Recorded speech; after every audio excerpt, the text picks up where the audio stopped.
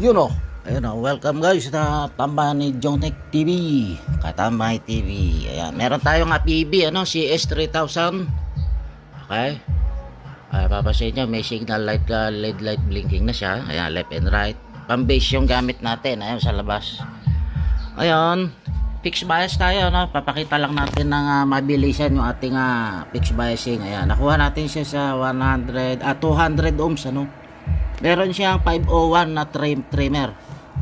Nag-high resistance na siya, tumaas yung kanyang biasing. Lumampas tayo doon sa 500 millivolt na requirements ni power amplifier, Kaya medyo mainit yung kanyang heatsink, Ayun. Dito tayo ngayon.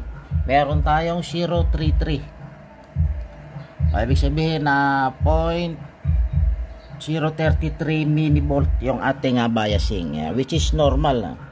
Kaya meron tayong malamig na OPT ngayon. So hindi siya persado guys, pagka ganyan.